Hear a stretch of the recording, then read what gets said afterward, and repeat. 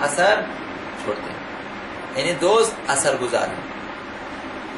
حتماً آپ پر، آپ کی طبیعت پر، آپ کی عادتوں پر، آپ کے اخلاق پر، آپ کے دوست کی باتوں کا اور اس کی سیرت و کردار کا اور اس کے اخلاق کا اثر ہوگا،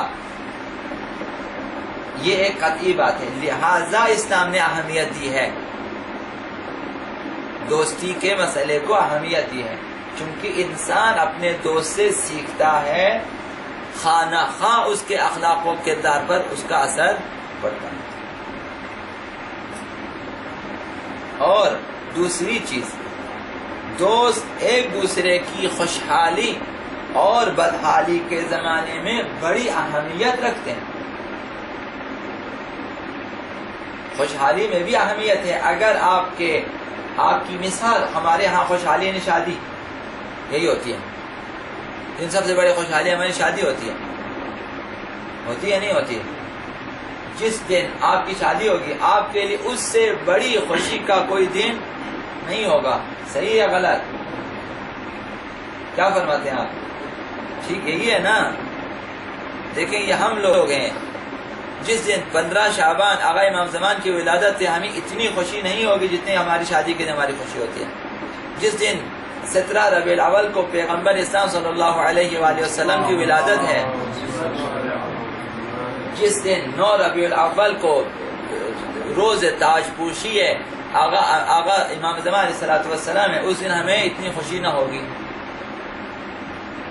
رمضان المبارک آ کر ہماری تہذیب نفس کے لیے، تقوی کے لیے اتنا بڑا مہینہ آئے گا، تہذیب نفس کے لیے ہمیں اتنی خوشی نہ ہوگی۔ اعتکاف کے 3 دن گزارنے کے بعد اتنی خوشی نہ ہوگی جتنی شادی کے دن ہماری خوشی ہوگی۔ جنسی لذت اس حد تک ہمارے اوپر سوار ہے۔ شادی میں خوشی کس بات کی ہے؟ کہ آپ کے لیے ایک ہمسر ملا ہے، ایک عورت کے لیے ایک ہمسر، ایک مرد کے لیے ایک ہمسر، ایک ہمسر آپ کو ملا، اور اس کے ساتھ ازدواجی تعلقات آپ نے قائم کرنا ہے، ازدواجی نہیں گزارنی ہے۔ وہ ہمارے لیے عظیم ترین خوشی ہے۔ تقریباً ہمارے عام طور پہ یہی ہے۔ بعض آپ جیسے شاید کچھ لوگ ہوں گے جنہیں اس دن سے زیادہ، مثال رمضان کے آنے کی خوشی ہوگی، مثال جو ہے روز جمعہ کے آنے کی خوشی ہوگی، جو ہے روز ولادت آقا امام زمان علیہ السلام کی خوشی ہوگی، پیغمبر اسلام کی ولادت کی خوشی، امیر المومنین کے ولادت کی خوشی ہوگی، شاید کچھ لوگ ہوں گے۔ ورنہ عام طور پر ہم لوگ یہی ہے کہ ہماری خوشی، حتیٰ کہ اگر والدین آپ کے حج پہ جائیں واپس آئیں، اتنی خوشی نہیں ہوگی۔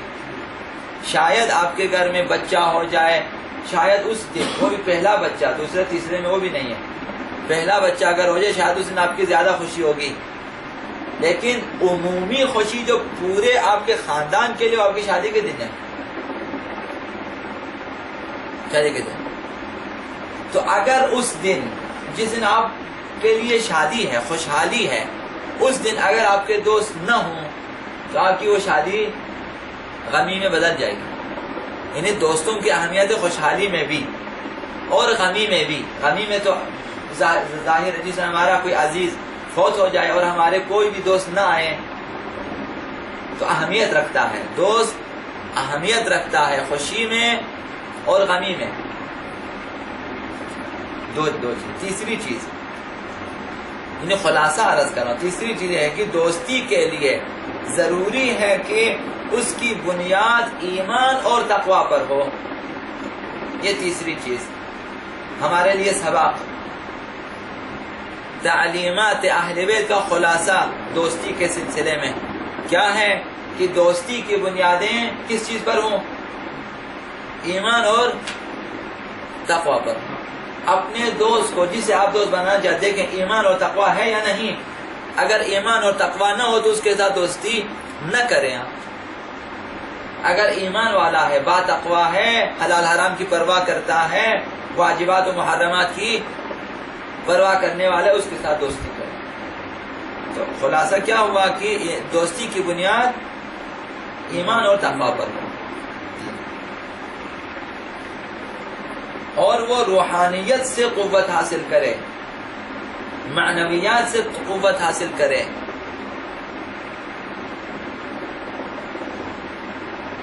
دوستی کی بنیاد اگر ایمان اور تقوی پر ہو تو آپ اس کے ایمان اور تقوی سے انرجی لیں گے، نہ اس کی دولت سے، نہ اس کے حسن سے، نہ اس کے جو ہیں لطیفوں سے۔ ہم اپنے دوستوں کو دیکھیں کہ ان میں ایمان تقوی ہے، کہ آپ اس سے دیکھیں اس کے جو پاس جو ایمان کی طاقت ہے اور تقوی کی طاقت ہے، مجھے اس سے کچھ ملنا چاہیے۔ یہ نہ دیکھیں یار اس کے پاس مثال پیسے بہت ہیں، دوستی کر لیتے ہیں، تھوڑا تھوڑا کر کے نکالنا شروع کر دیں، 50 روپے شروع کریں، پھر 100 روپے، پھر 500، پھر 1000، پھر آگے جا کے 50,000، پھر کبھی کبھی یار 1 لاکھ روپیہ چاہیے۔ اگر دوستی کی بنیاد دولت پر ہو یا حسن اور زیبائی پر ہو، وہ دوستی اسلام کے نزدیک قابل قبول نہیں ہے۔